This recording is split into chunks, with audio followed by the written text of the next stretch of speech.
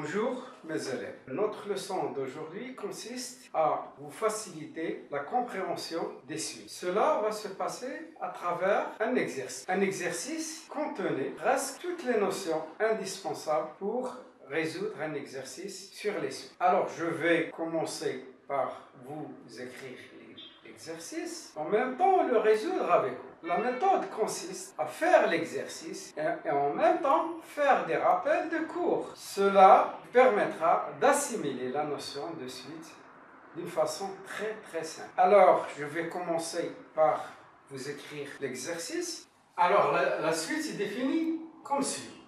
Par son premier terme, U0 qui est égal à 1 quart, et par son terme général à l'ordre n plus 1 qui est égal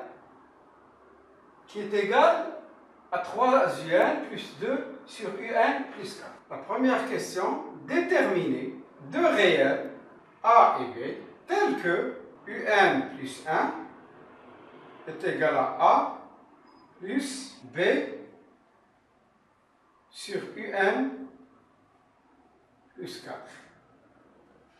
Alors nous allons d'abord répondre à la première question. C'est ainsi qu'on commence. Alors nous allons partir de un plus 1 et on essaie de la simplifier pour la rendre sous cette forme.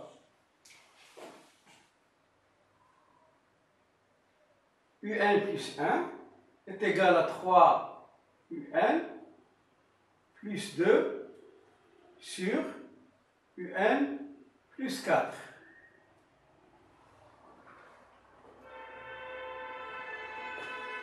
Alors, pour obtenir un réel, il faut essayer de trouver un plus 4 au numérateur, c'est-à-dire avoir 3 facteurs de un plus 4, mais si je multiplie un plus 4, ça me donne 12, et pour avoir un 2, il faut retrancher un 10. Donc, c'est une façon très pratique qui vous permettra de déterminer les nombres A et B. Certainement, il y en a d'autres. L'identification, vous réduisez au même dénominateur et après vous déterminerez les A et B. Mais c'est une façon très pratique. 3un plus 4 sur un plus 4 moins 10 sur un plus 4. Donc je peux simplifier. Ça me donne 3 plus moins 10 sur un plus 4. Donc me voilà arrivé à mon objectif. Donc, A est égal à 3 et B est égal à moins 10. C'est simple. Je crois que c'est la première question. Elle est à la portée de tout le monde. Je passerai à la deuxième question. Deuxièmement, montrer par récurrence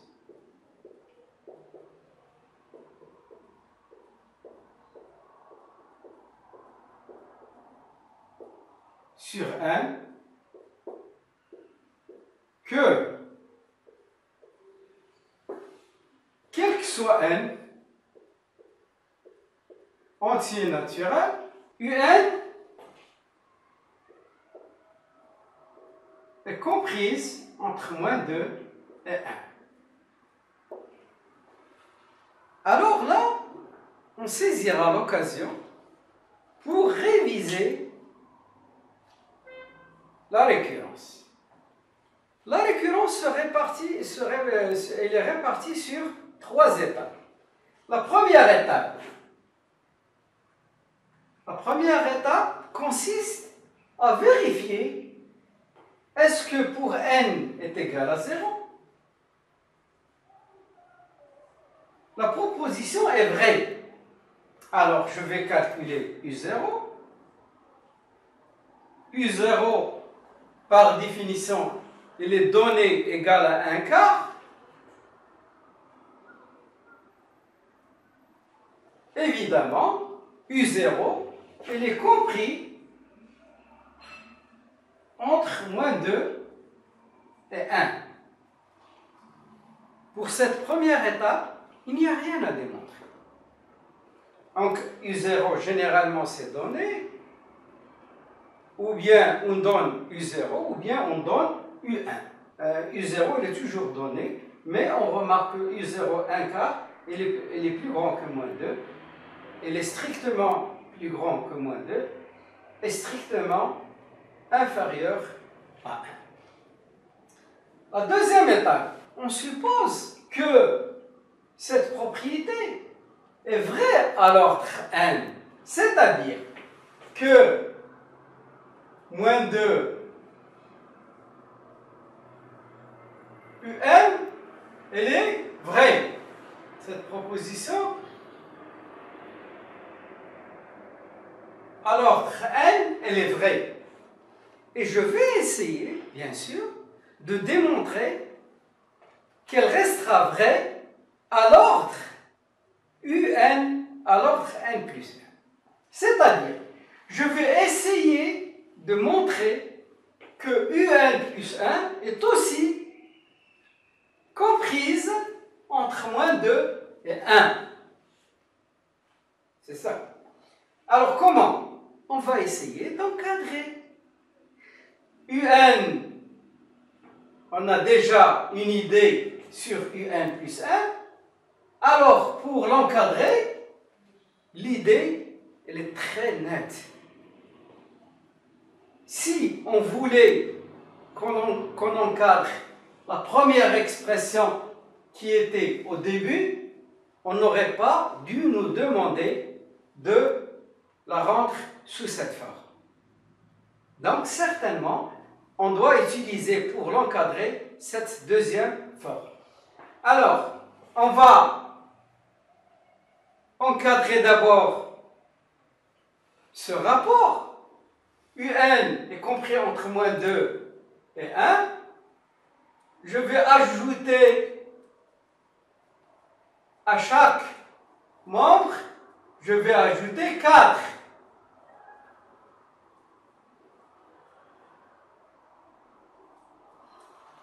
Et c'est mon droit d'ajouter le même nombre. L'inégalité reste toujours vraie. Donc je calcule, ça me donne 2, UN plus 4, inférieur à 5.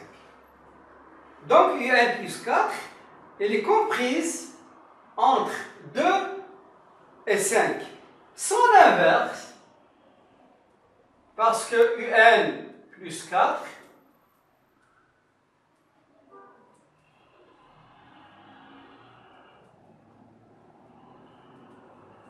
n'oubliez pas d'inverser. Sinon, regardez ici, un cinquième est plus petit qu'un 2. Si on réduit en même dénominateur, ça donne 2 sur 10. Et ça donne ici 5 sur 10. Il y a des élèves qui inversent sans se préoccuper du changement des positions des nombres. Bien, donc, j'ai encadré 1 sur UN plus 4.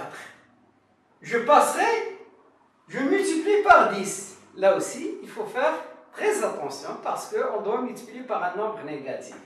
Là aussi, il faut changer.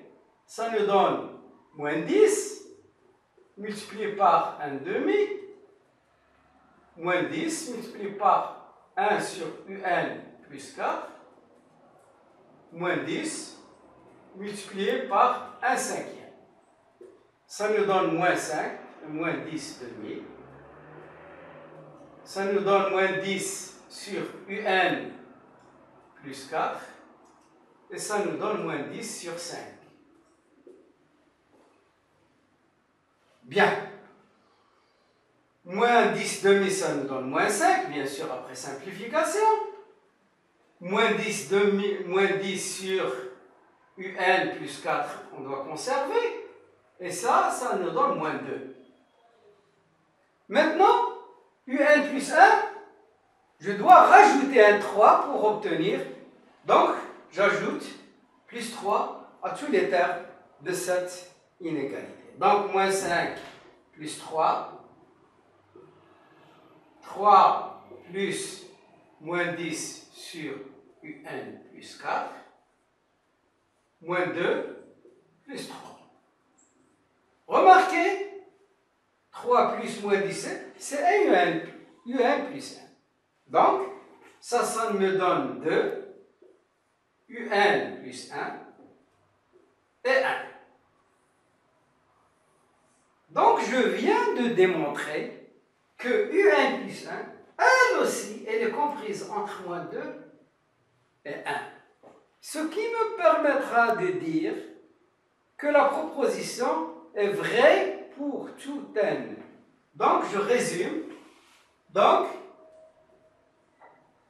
quel que soit n appartenant à n, UN est comprise entre moins 2 et 1. Je passe à une troisième question. Montrer que UN est strictement croissante sur n. Montrer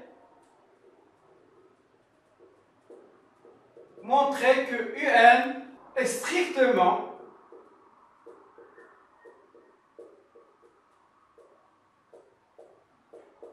croissante.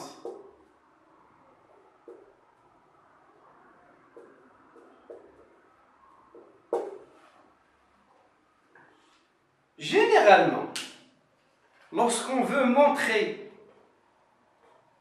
qu'une suite est strictement croissante, on cherche la différence entre UN plus 1 et UN. Si cette différence est négative, ça veut dire qu'elle est décroissante. S'il est positif, elle est croissante.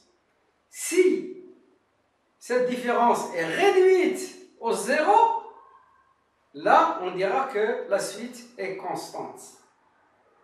C'est clair. Alors, je prends 3UN plus 2 sur UN plus 4 moins UN. Donc, je réduis au même dénominateur.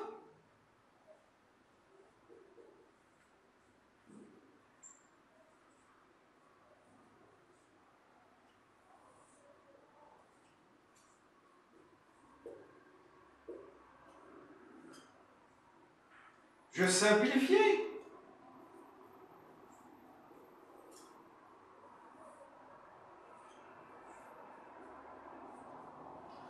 Donc, je vais essayer de montrer, de déterminer ou de découvrir le signe de ce rapport. Bien sûr, je commencerai par le dénominateur. Il me paraît plus facile. Nous avons une idée sur UN et les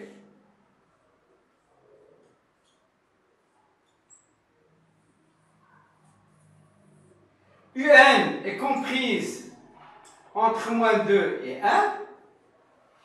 UN plus 4. Je vais rajouter 4.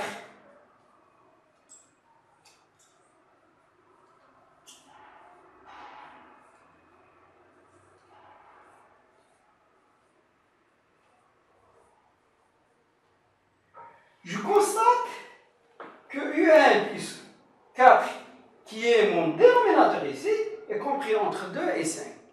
Ce qui veut dire qu'il est positif. Il me reste maintenant à voir le signe du numérateur, qui est moins UN au carré, moins UN plus 2.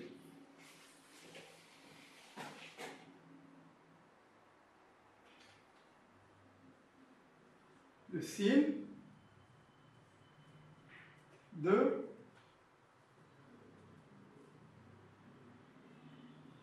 moins un au carré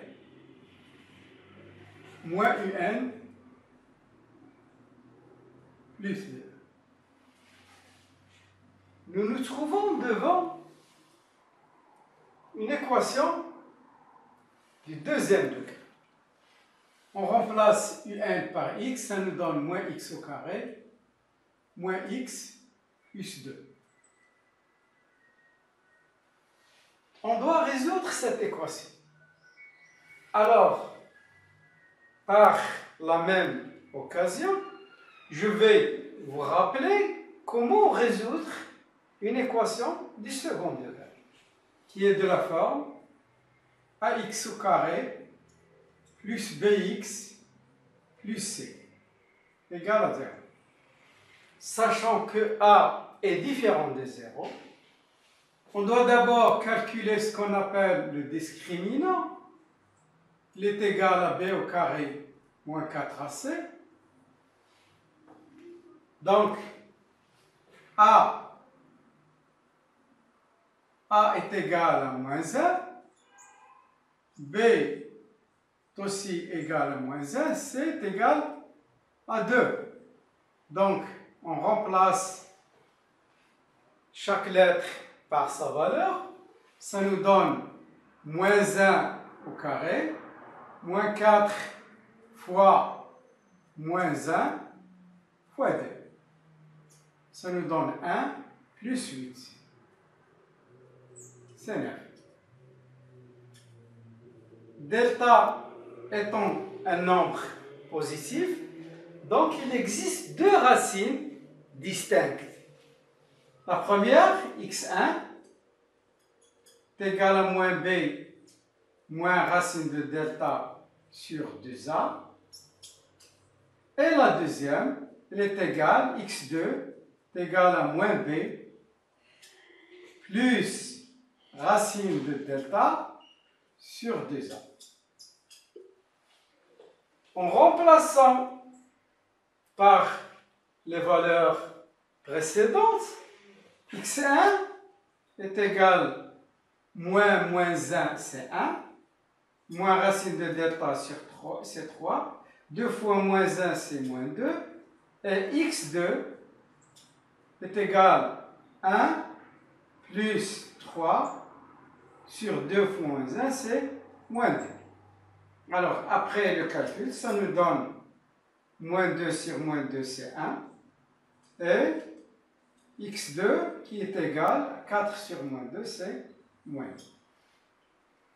Donc, nous avons saisi l'équation, l'occasion, pour vous rappeler comment calcule-t-on les racines d'une équation du second degré.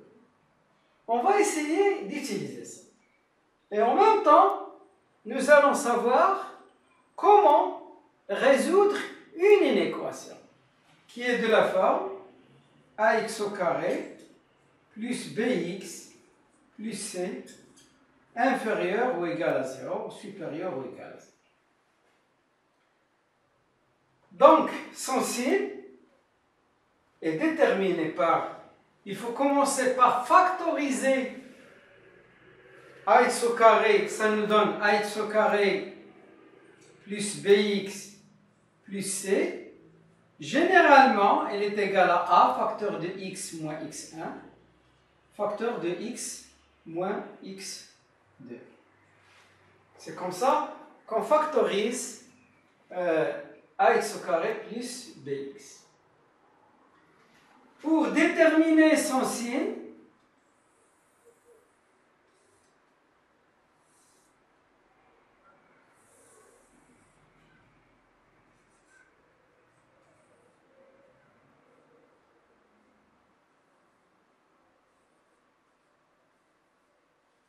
on suppose que x1 est inférieur à x2. Alors, ax au carré plus bx plus c, c'est le signe de a à l'extérieur, signe de a,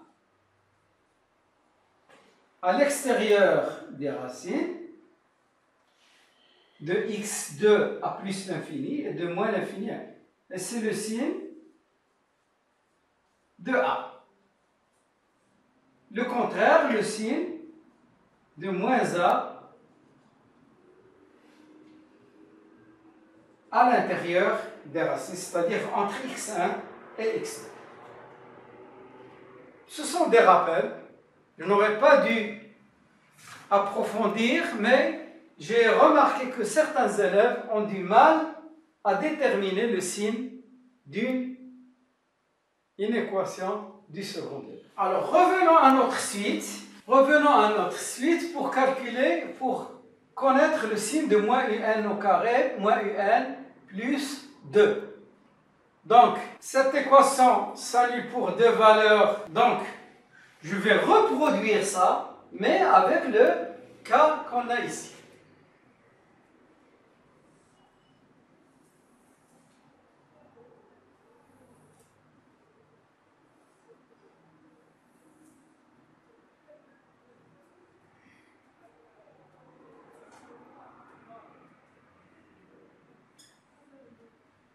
Alors, les valeurs sont 1 et moins 2. Il faut les ordonner.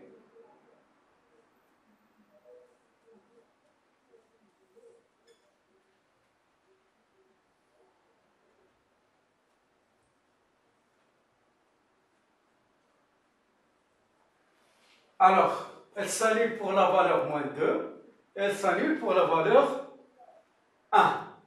Donc, c'est A, c'est moins 1, donc c'est le signe de A à l'extérieur des racines, c'est le signe de moins A à l'intérieur. Donc, nous remarquons, on déduit,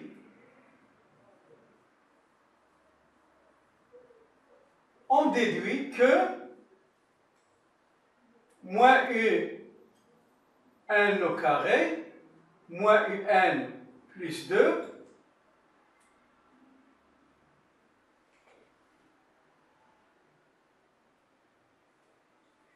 est positif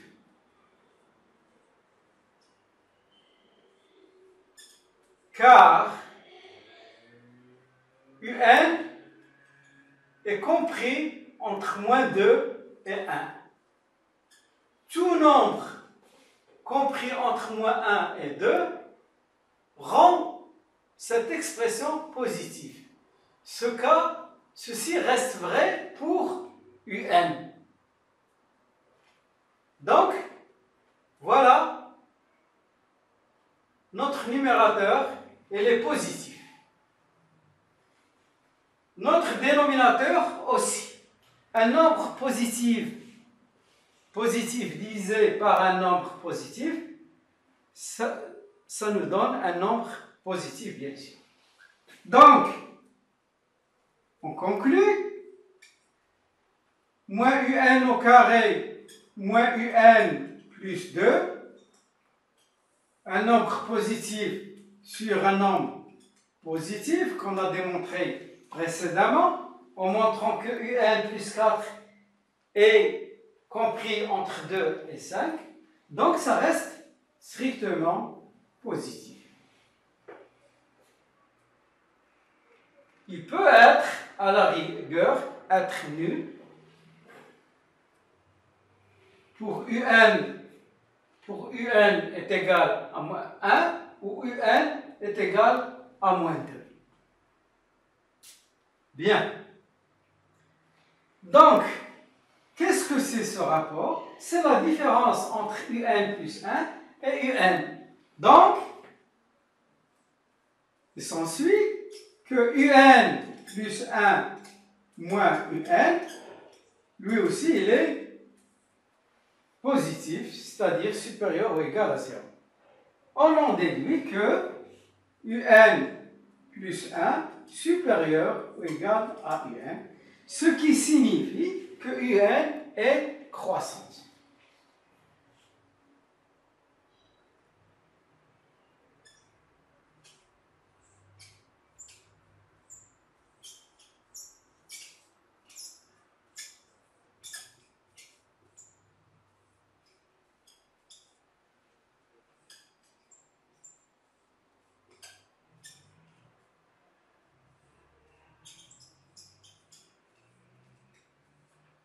Pardon, je vais rectifier une petite erreur.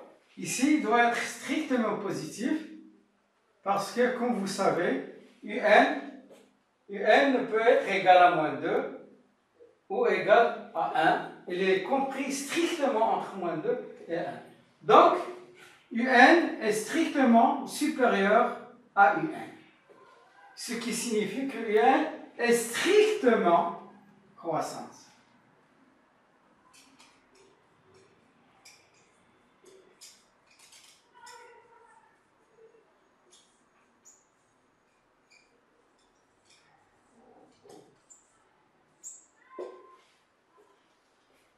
Voilà, c'est la question numéro 3. Je passerai à la question numéro 4. Qu'est-ce qu'elle dit, la question numéro 4? On nous donne une autre suite, soit Vn, une suite définie comme suit.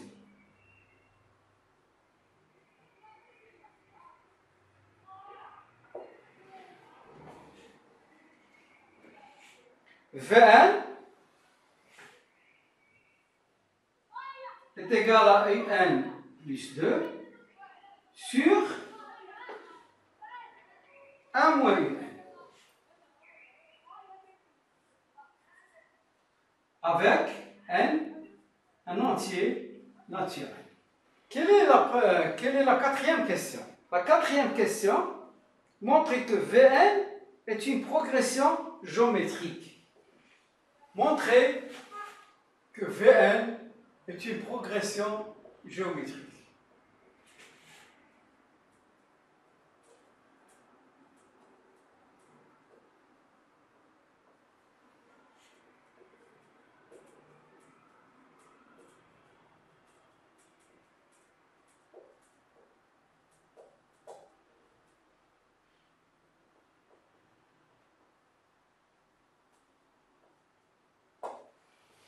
Montrez que Vn est une progression géométrique. Pour montrer elle doit être, il faut trouver une relation entre Vn plus 1 et Vn. Donc, on calcule Vn plus 1, on essaie de trouver un nombre qui lie Vn plus 1 et Vn. Voilà, Vn plus 1 est égal, en remplaçant ici, ça nous donne un plus 1 plus 2 sur 1 moins un plus 1. Je remplace un plus 1 par sa valeur. Elle est égale à 3. Donc ça me donne 3 un en remplaçant. 3 un, il faut faire très attention.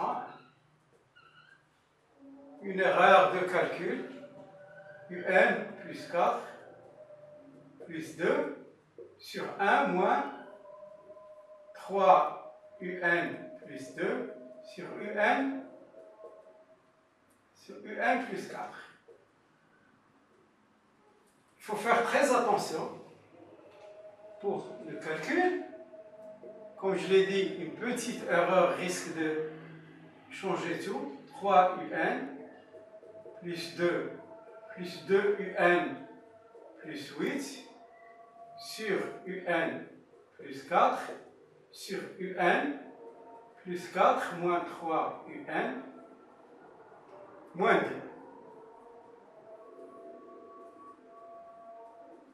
Il y a des élèves qui oublient de faire introduire le moins dans une fraction.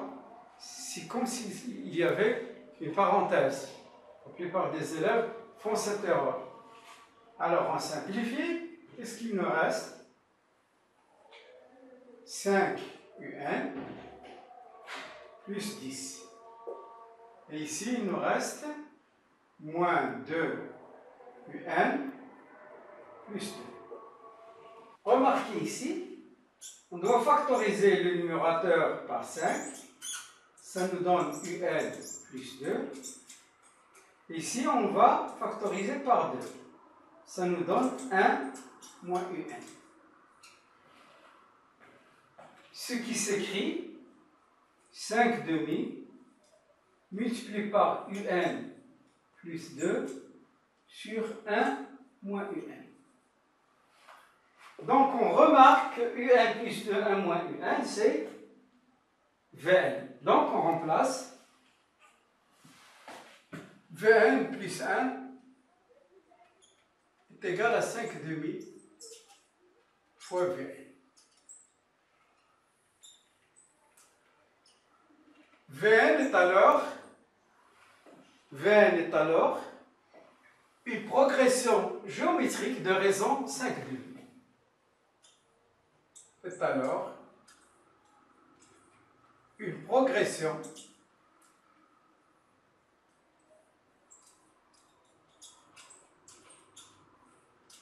géométrique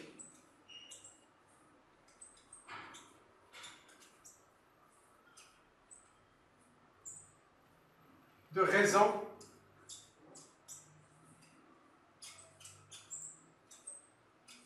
5 demi.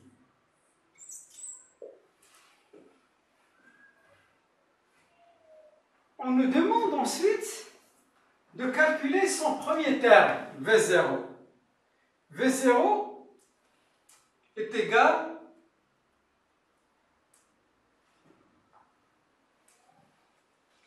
à U0 plus 2 sur 1 moins U0. U0 plus 2 sur 1 moins U0. U0 étant égal à 4, à 1 quart plus 2 sur 1 moins 1 quart. En réduisant au même dénominateur, ça nous donne 9 quarts sur 3 quarts, ce qui nous donne 9 tiers, c'est ce qui est égal à 3. Donc V0 est égal à 3. La question suivante, on nous demande d'écrire Vn, écrire Vn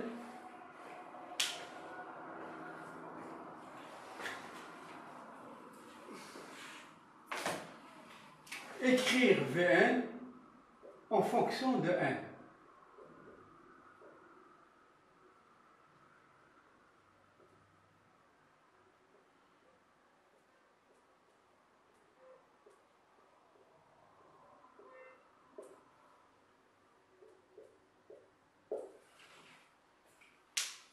Étant donné que Vn est une progression géométrique, elle s'écrit Vn est égal à V0 multiplié par la raison à la puissance n. V0 c'est déjà calculé, c'est 3. La raison c'est 5 demi.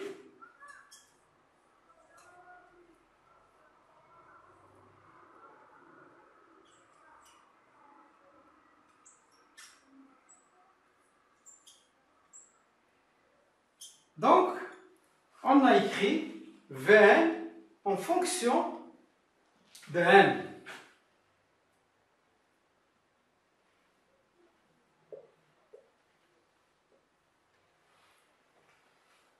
On nous demande dans une question suivante, en déduire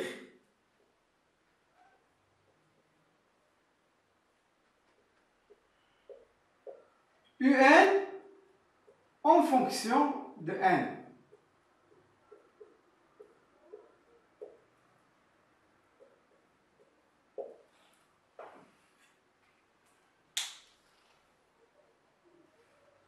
Il existe une relation entre Vn et Un. On va essayer de trouver Un en fonction de Vn. Donc, partant de Vn égale Un plus 2 sur 1 moins UN.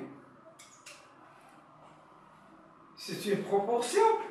On multiplie les extrêmes par le moyen. Le produit des extrêmes est égal au produit des moyens.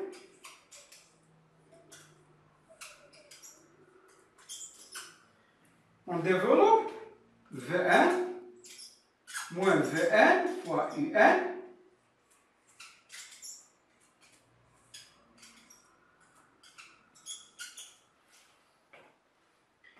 Donc je rassemble, Vn vient de ce côté, je fais transférer le 2, Un plus Vn fois Un. Je factorise par Un, ça nous donne 1 plus Vn. Donc, Un est égal Vn moins 2 sur Vn plus 1.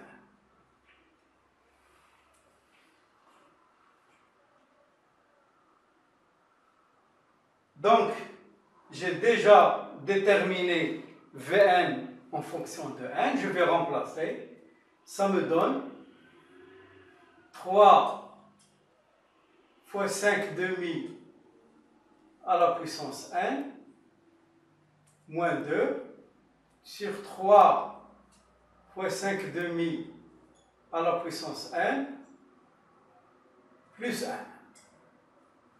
Je termine mes calculs, ça me donne 3 fois 5 à la puissance n sur 2 à la puissance n, moins 2 à la puissance n plus 1 sur 2, en réduisant au même dénominateur, sur 3 fois 5 à la puissance n sur 2 à la puissance n, plus 2 à la puissance n, sur 2 à la puissance n, en réduisant au même dénominateur.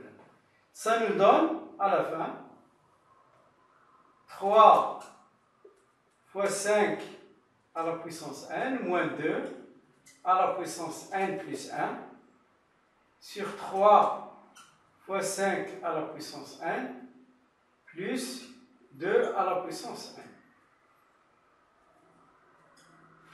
Donc, on a écrit Un en fonction de n.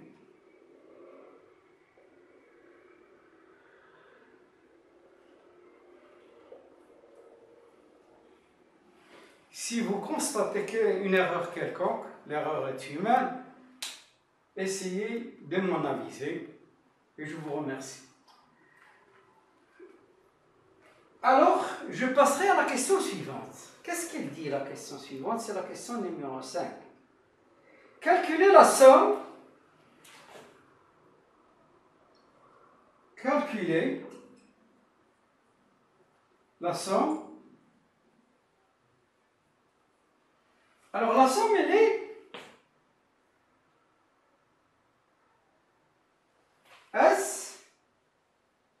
S1 sur V0 plus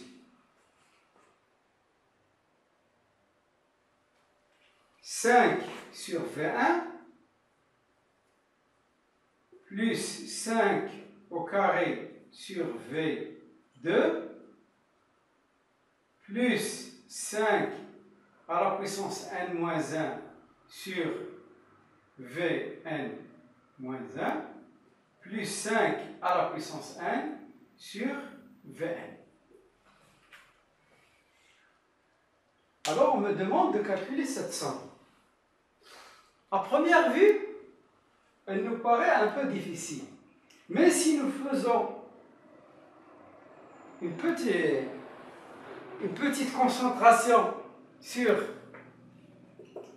Vn, quand vous remarquez S est égal à 2 à la puissance 0 sur V0. plus, pardon, 5 à la puissance 0. 5 à la puissance 0 plus 5 à la puissance 1 sur V1 plus 5 à la puissance 1 sur V1.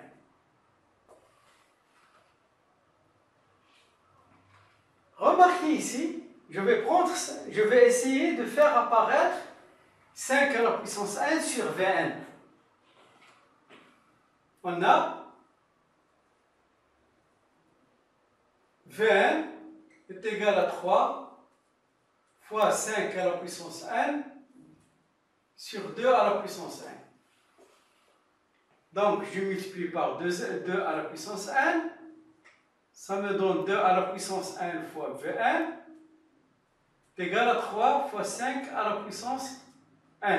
2 à la puissance 1 sur 3 est égal à 5 à la puissance 1 sur Vn. Donc, je peux remplacer 5 à la puissance 1 sur Vn par 2 à la puissance 1 sur 3.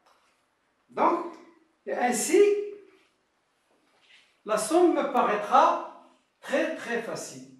Je vais écrire ici dans cette partie S 5 à la puissance 0 sur V0. Ça nous donne 2 à la puissance 0 sur 3. Plus 5 à la puissance 1 sur V1. Ça donne 2 à la puissance 1 sur 3. Plus 5 à la puissance n sur Vn, ça nous donne 2 à la puissance 1 sur 3. Et ainsi de suite. 2 à la puissance n sur 3. Vous remarquez qu'il y a un facteur commun, un tiers. Qu'est-ce qui nous reste à l'intérieur? 2 à la puissance 0, 2 à la puissance 1, 2 à la puissance n moins 1, plus 2 à la puissance n. C'est une 2, on part de 2 à la puissance 0, on multiplie par 2, c'est une progression géométrique de raison 2.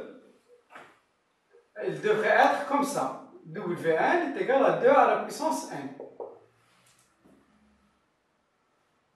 Pour calculer sa somme, en général, la somme d'une progression géométrique, UP plus UN, est égal à UP fois 1 moins Q à la puissance n moins p plus 1 sur 1 moins q. C'est ça l'écriture. Toute progression géométrique. Voilà sa somme. Ça, c'est un rappel. Premier terme, le dernier terme. UP. Donc ici, P pour nous, c'est 0.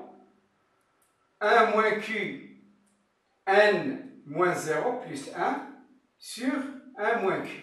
Q, c'est la raison. Q est la raison.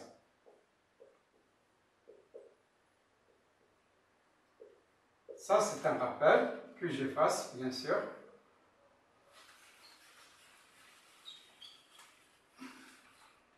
Un tiers.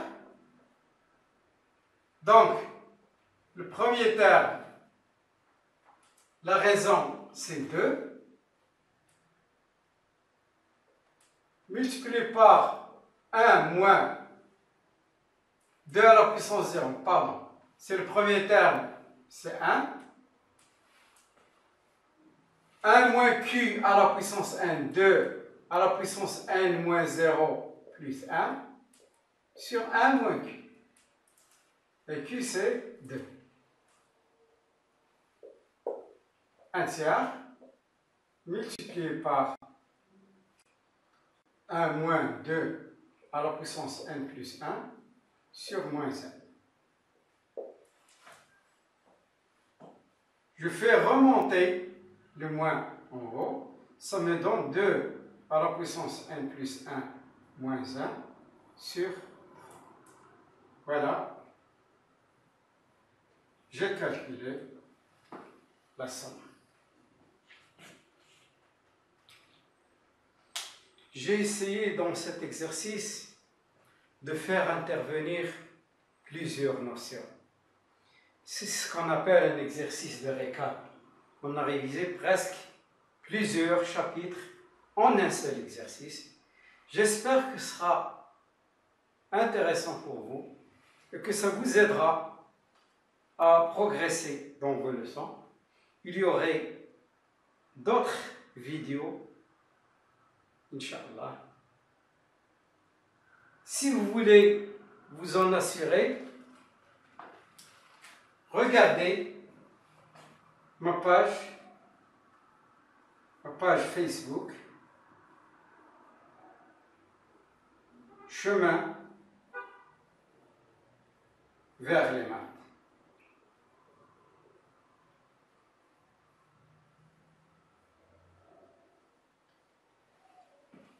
Il y aura